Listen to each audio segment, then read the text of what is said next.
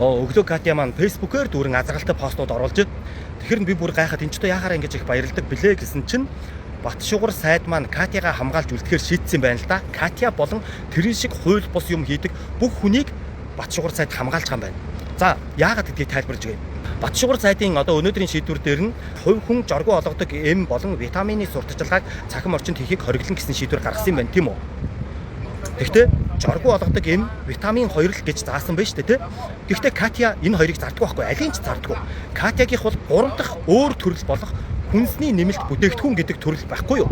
Тэгэхээр сайдын өнөөдрийн захирамж бол Катя болон энэ Монголд хууль бус одоо энэ турах бүтээгдэхүүн нэртэй ийм хууль бус юмнууд зараад байгаа үнд түүч хамаагүй юм болж байгаа байхгүй. Тэд нар үргэлжлүүлээд энэ хууль бус юмаа зарж болно, хүмүүстээр хүсвэл туршиж болно. За тэгэхээр сайд маань энэ алдаагаа хурдан засаад энэ гаргаж байгаа шийдвэр дээрээ жоргуу олгодог эм, витамин, хүнсний нэмэлт бүтээгдэхүүнийг хувь хүн цахим орчинд сурталчилгааг хориглоно гэдэг шийдвэрээ гаргах хэрэгтэй. За энэс гадна хамгийн чухал нэг юм нь болохоор шүү дээ, хүнсний нэмэлт бүтээгдэхүүнийг эмчилгээний чанартай гэж сурталчилахыг хориглоно гэж заавал заах хэрэгтэй.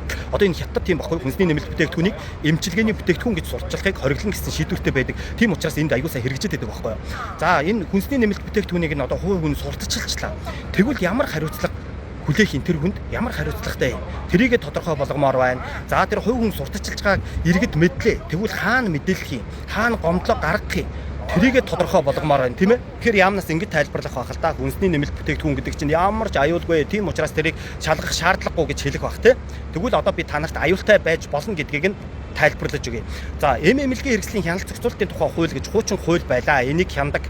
Тэр хуулийн дээр ийм 3 заалт нь 3 төрөл байдаг байсан. Эм, биологийн идэвхтэй бүтээгдэхүүн, витамин гэсэн 3 төрөл байдаг байсан. Энэ дунд байгаа биологийн идэвхтэй бүтээгдэхүүн гэж хүмүүсийн бит гэж яриад байгаа чинь аахгүй юу? Энэ яагаад энэ дунд байсан бэ гэвэл нь үйлчлэгээний чанараараа витаминаас арай илүү, эмнээс арай бага. Тэр шиг хортой чанараараа витаминаас бас их, эмнээс бага. Ийм учраас энэ дунд нь байдаг байсан. Тэгээ нөгөө сөрөг нөлөөнүүд гарч болдог учраас энэ хуулинд хэрэглэхдээ бол үргэлж эмтэйгээ хамтд нь хэрэглэдэг байсан. Эм биологийн идэвхтэй бүтээгдэхүүнийг хэрэглээд за ингээд сөрөг нөлөө гарвал ингэж хохирлон одоо нөхөн төлөвлөж болно гэдэг ингээд хохирлоо төлөвлөж болдог байсан байхгүй юу?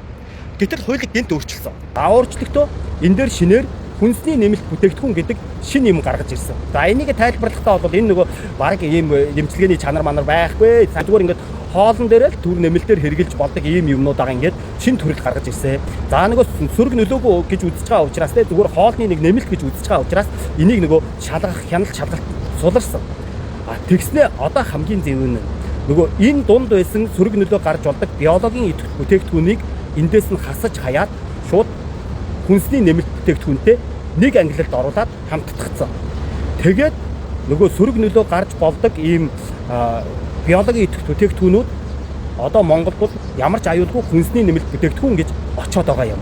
Одоо энэ хүнсний нэмэлт бүтээгдэхүүнүүдийг хэрэглээд хүмүүс сөрөг нөлөө гараад байгаа чинь ийм учиртай байхгүй юу? Энийний хамгийн томруу одоо төлөөлөгчийг бид нар нодлон жил ярилцсан штэ бөөнөрөө.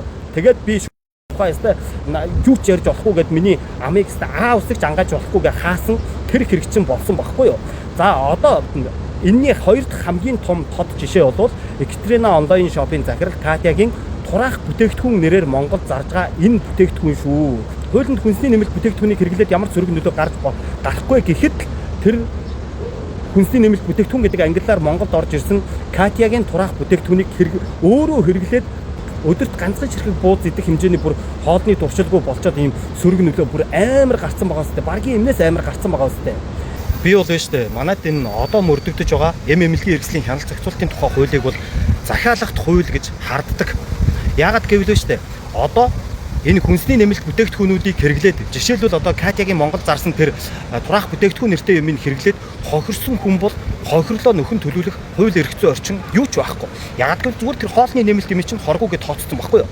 Гэтэл хачир дээрээ энэ гадаадд үйлдвэрлэгдсэн биологийн идэвхтэй бүтээгдэхүүнүүд за тэр тусмаа ерөөсө хүний бие дээр туршигдаагүй цоо шин биологийн идэвхтэй бүтээгдэхүүнүүд олон улсад худалдаалагдах зөвшөөрлөө авахын тулд нөгөө заавал хүн дээр хийсэн туршилттай байх хэрэгтэй байхгүй юу?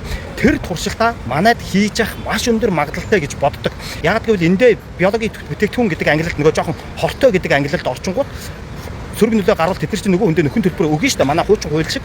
Тэгсэнд орвол Монгол руу явуулаад зарчих юм бол те хүмүүс нь шалгахгүй тэгээд хуулиараа энэ маань нөгөө сөрөг нөлөө гарсан хүнд нь нөхөн олгоор олгохгүй байх юм зохицуулттай учраас энэ хуулийг болвол бид нэр маш яаралтай солих шаардлагатай гэж би боддгийн. Тэгээд одоо хуулиа солихоор намрын чуулган хүлээн энэ зөндөө ажилтай л да. Тэгээд би өнөөдрийн сайдын тэр тушаал дээрээс ингээ харахад бол одоо тэр жоргуу олгодог юм витамин 2-оос илүү аюултай юм бол одоо Монгол зарагдаад байгаа хүнсний нэмэлт бүтээгдэхүүнүүд аахгүй юу? Яагаад гэвэл тэд нэр хуучин биологийн идэвхтэй бүтээгдэхүүнүүд одоо зүсээ хувиргаад нүрээ нуугаад хүнсний нэмэлт бүтээгдэхүүн гэдэг ангилд манай Монголд очоод байна. Тэд нар чинь витаминаас ч энэ төр одоо аюултай тэр жоргуу олгодог юм чинь бас ер нь аюул багтаа болоод жоргуу олгож байгаа шүү дээ. Яс юм дээрээ те.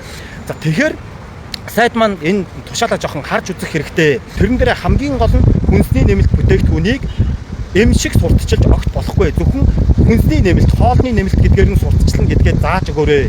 Тэгэхгүй бол энэ монголоор дүүрэн эрүүл мэндийн нэмэлт бүтээгдэхүүн нэрэн дор болсон болоогүй энэ гадны бүтээгдэхүүнүүдийг зарж байгаа энэ хүмүүс чинь жишээлбэл Катя тэр эм ханганыхын тусгай зөвшөөрлийг маш амархан худалдаад авчихсан шүү дээ. Катягийн шашны дэлгүүрт ердөө ганцхан бурхан 80 сая төгрөгөөр зарагддаг.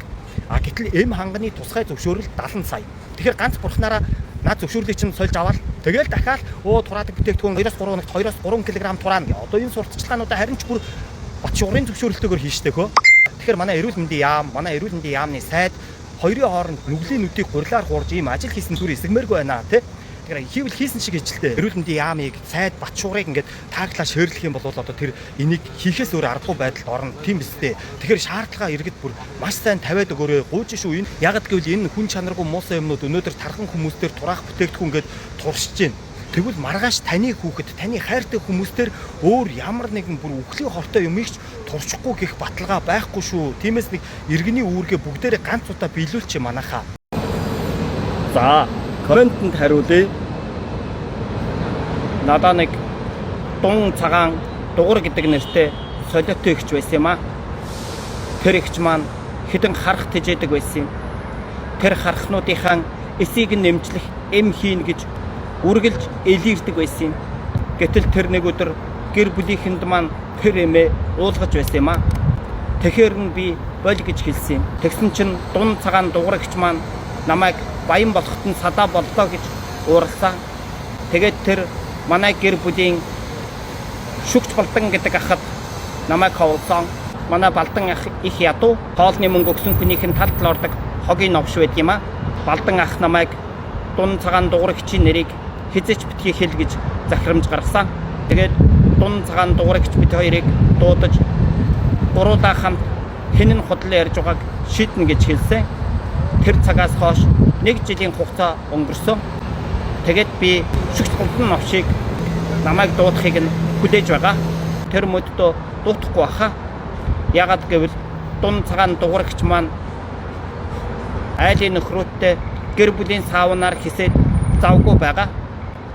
Гэр бүлийн саавных нь эзэн хүмүүс нь над руу чи энэ Дун Цагаан Дугурагчийг аваач заваарсан юм гээд камерын бичлэгээ явуулсан. За, жүжигчин навчаагч эрүүл мэндийн сайд хувь хүн цахим орчинд жоргуу юм витамины сурталчилгаа хийхийг хориглоно гэдэг дээр өөрийнхөө үзэл бодлыг илэрхийлсэн байна. Эхлээд би энийг уншиж өгөөд энэ постноос би маш их юм ойлголоо. Тэгээд тэр ойлгосон юмнуудаа би дараа нь танарт тайлбарлаж өгье. За, навчаагч Facebook дээр бичгтээ тураах юм орхуу сайдаа танаа эхнэрийн найз байхаа гэд хашлтан дотор энэ тэн цуг явж байгааг нь харсан тул гэж бичсэн байна. Катя гэд нүл хог зардаг хүүхэн тураах юм зараад бөөн хэрүүл болоод байгааг мэдсэн үү та? Үнэхээр сайн витаминыг яагаад хувь хүн оруулж ирж болохгүй гэж. Гэт хэдэн монопол эмийн сан тусгай зөвшөөрөлтэй газруудаас тулчсан өндөр үнээр авах ёстой юу? Витамин бол хүн болгоны өдөр тутмын хэрэглээ. Хэн хаанаас авах нь тухайн иргэний асуудал. Ямар антибиотик байгаа биш. Зүгээр л байж үзээрэй. Харин тэр тураадаг гэсэн заваан юмнууд дээрээ хяналтаа чанд тогтоо. Юм уугаад тураад ирүүлжсэн хүн гэж сонсоочгүй юм байна гэж өөрийнхөө үзэл бодлыг илэрхийлсэн байна. Тэгээ энэ сайдын гаргасан энэ захирамжин дээр болов тураах бүтээгдэхүүн орохгүй. Жоргуу эм витамин 2 гэж заасан бол зөвхөн энэ хоёр л орно. Тураах бүтээгдэхүүн бэлтэмдүүд бол ихэнхдээ эрүүл мэндийн нэмэлт бүтээгдэхүүн гэдэг ангиллаар тусдаа тэс өөр ангиллаар орж ирж байгаа. Тэгэхээр бол одоо энэ Монгол тураах бэлтгэл гэж зарагдж байгаа энэ бүх бүтээгдэхүүн Тэ Монголын зах зээл дээр зарж байгаа энэ бүх бүтээгдэхүүн бол энэ ангилалд орохгүй гадна талд нь үлднэ. Гэхдээ би гайхагдсан байхгүй яагаад энэ одоо тэ витаминаас хортой энэ турах юмнууд ингээд энэ гадна талд үлдчихэж байгаа юм болоо гэсэн чинь өнөөдөр миний хардлага тайлагдлаа. Яагаад гэвэл Катя сайдын эхнэрийн найз байсан юм байна. Эдгээр бол одоо монголчууд бидний эрүүл мэндийг ингээ хуваагаад авч байгаа юм байна шүү дээ. Катя бол нь одоо турахыг ингээ авч байгаа юм байна те. Тэр нь хууль байна уу, хууль ясны байна уу, хууль ясны биш байна уу? Ардаа сайдын эхнэр найзтай учраас одоо нэр хүмүүсийн бие дээр юу ч зарж исэн хамаагүй юм байна те. За харин би энэ Батчугрыг бол нөгөө эрүүл мэндийн сайд болох үед нь тийм мэдээлэл уншижсэн. Өөрөө эм ханганы компанитай гэдэг. Та нар тийм мэдээллийг харж байсан уу? Энэ хэр үнэн баттай мэдээлэл вэ? Хэрвээ Батчугурд хамаарал бүхий эм ханганы компани байдаг нь үнэн бол энэ Батчугрын гаргасан шийдвэр бол ард түмнээ бодсон шийдвэр ерөөсөө биш юм байна. Тэ? Энийг бол тусгай зөвшөөрөлтөй эм ханганы компаниуд л энэ бүтээгдэхүүнийг зарна гэжсэн шүү дээ. Тэгэхээр өөрийнхөө компанид зориулсан хууль гаргажээ. Энэ хуулинд гаргахдаа нэг хэсгийг нь үлдээсэн, эхнэрийнхээ найзад үлдээсэн байх маш өндөр магадлалтай байна. Тийм учраас бид нар энэ мосын даварсан өвчнүүдийн бизнесийн золиос болж болохгүй. Өнөөдөр би энэ бүтээгдэхүүнийг нь аваагүй, энэ надад хамаагүй гэдэг өнцгөр бид нар хандаж хэрхэвч болохгүй. Энэ бүхнийг даймжруулах юм бол ирээдүйд таны хайртай хэн нэгэн эсвэл таны хүүхэд хууль бус үйлдэлүүдийн золиос болж эрүүл мэндээр хохирно шүү. Тийм учраас яг өнөөдөр та өөрийнхөө үзэл бодлыг илэрхийлж дугаараа энэ бүхнийг эсэргүүцээрэй гэж хэлмээр. За өглөөний мэнд манайхаа цаг 7:43 болж байна. Ажлаас өмнө дасгалаа хийгээд дуусгачихъя. За өчигдөр би дунд цагаан дугаар гэдэг хичээхээ талаар ярьсан байгаа. Та нар үзээгүй л ороод миний Facebook дээрээс үзээрэй манайхаа. Яагаад гэхээр манай тэр дунд цагаан дугаар гэдэг хич маань Катягийн дасгалжуулагч болсон юм байна л да. Тэ. Гэнтхэн Катя айгүй ухаантай болоод айгүй танил систем яваад ирсэн чинь харин манай энэ хууль бус эмийн 8 хийх чинь нэг нэгээ хамгаалах, нэг нэгэндээ зөвлөгөө өгөх ажилдаа орцголсон юм байна л да. Тэгээд нөгөө Катя нь явах гэдэг зүйдээ ярих гэд дандаа хулгайгаа ярьдаг юм чинь манай дунд цагаан дугуурыг чинь нэрийг арай л хэлээгүй. Тэгээд тэрнээс бусад бүх шинж тэмдгүүдийг хэлсэн. Тэгээд өнөөдөр тэрийг үзүүлнэ. Тэрнээс гадна хэдүүлээ Батчугур сайдыгаа бас нэг өнгөж харах хэрэгтэй болчлоо тий. Яагаад витаминаас илүү хортой турах бүтээгдэхүүнийг хувь хүн сурталчлана гэж хориглоогүй байжээж витаминыг хувь хүн сурталчлагыг хориглоно гэж гаргасан бай. Тэгэхээр Батчугур сайдын эхнэрийн найз гэж штэ. Катя ч эхнэртэй нь үе зайгүй найзууд юм шиг байна тийм ээ. Тэгэхээр найзынхаа эхнэрийнхээ найзад өгсөн бэлэг байсан уу? Энэ ард түмэн дээр туршилт хийх гэдэг юм чинь тий энэ турах бүтээгдэхүүнийг зарна гэдэг чинь тэгээд Батчугур сайд маань ингээ хоос тэрийг нөгөө хувь хүн сурталчлагыг хориглоно гэж заагаагүй үлдээсэн үү гэдгийг шалгая. Тэхийн тулд хэдүүлээ Катягийн нөхөр нөгөө төмөс зоргоо тэгээд Катягийн компани 3-аас Батчугурын сонгуулийн үед хандив өгж байсан байна уу гэдгийг шилэн данснаас нь шалгаад өгөх хүн байна уу манайхаа. За тэрнээс гадна Батчугур сайд өөрийнхөө хамаарал бүхий эм ханганы компанитай гэж би урд нь сонсч байсан. Тэр мэдээлэл үнэн үү манайхаа мэдж байгаа хүн байна уу? Хэрвээ тэр мэдээлэл үнэн бол Батчугур сайд маань нэг ард түмэндээ хайртайдаа тэр хувь хүн жороор олгодог эм витамин 2-ыг сурталчлахыг хориглоно гэж ерөөсөөр гаргаагүй юм байна те. Тэгээд өөрөө бол нөгөө тусгай зөвшөөрөлтэй эм ханганы зөвшөөрөлтэй компаниуд энийг хийн гэжсэн. Тэгэхээр Батчугур өөрийнхөө компани зориулаад ийм шийдвэр гаргасан уу гэдгийг яг л зүгээр хэдүүлээ тодруулч те. Сэтгэл цэвгүй амар штэ. Тэгээд сайд маань энэ дэр нэг айхтар гомдож гонгинохгүй байх гэж бодож байна. За олуулаа нийлээд шаардлага тавьбал одоо бас юмс өөрчлөгддөг болсон юм байна гэдгийн нэг гоё жишээг та нартай хүргэх гээд энэ бичлэгийг хийж байна. За тэр нь юу вэ гэхээр одоо сүүлийн өдрүүдэд хэдүүлээ онлайн дээр шаардлага тавьж энэ Монголд худалдаалагдаад байгаа хууль бус турах бүтээгдэхүүнүүдэд хяналт тавихыг эрүүл мэндийн яамнаас шаардсан. Энэ шаардлага маань бас жаахан ч гэсэн тодорхой хэмжээний үр дүнд хүрээд яамны сайд бол холбогдох байгууллагууд нь үүрэг чиглэл өгсөн тухай эрүүл мэндийн яамны аль бисний пэйж хуудсан дээр мэдээлэл гарсан байна. Энийг нь эхэлж уншаад тэгээд дараа нь ярилцъя. За Батчугур эрүүл мэндийн болон хүнсний нэмэлт бүтээгдэхүүнийг цахим сурталчилгаанд хийх хяналт шалгалтыг эрчимжүүлэх үүрэг чиглэл өглөө. Сүүлийн өдрүүдэд тураах зориултын бүтээгдэхүүний гарал үүсэл, бүртгэл, зөвшөөрөл, чанар, аюулгүй байдал болон сурталчилгаатай холбоотой мэдээлэл гомдол олон нийтээс ирж байна. Ийм засгийн газрын хэрэгжүүлэгч агентлаг эм эмнэлгийн хэрэгслийн хяналт зохицуулалтын газар болон нийслэлийн эрүүл мэндийн газарт чиг үүргийн дагуу хяналт шалгалт хийж бүтээгдэхүүний хууль журмын нийцлэлийг тогтоож шуурхай арга хэмжээ авч ажиллахыг үүрэг болголоо. Түүнчлэн бүртгэлгүй эрүүл мэндийн нэмэлт бүтээгдэхүүн, витамин, жим бууруулах болон биеийн галбир өөрчлөх үйлчилгээтэй хүнсний нэмэлт бүтээгдэхүүнийг сурталчлах, худалдах, хэрэглэхийг уриалгах явдлыг таслан зогсоож хяналт тавихаар харилцаа холбооны зохицуулах хороотой хамтран ажиллаж байна гэж бичжээ. За ингээд ямар ч байсан бидний тэмцэл жаахан ч гэсэн үр дүнд хүрлээ те. Одоо сайдаас нь бид нар энийг л гол нь хүсэжсэн.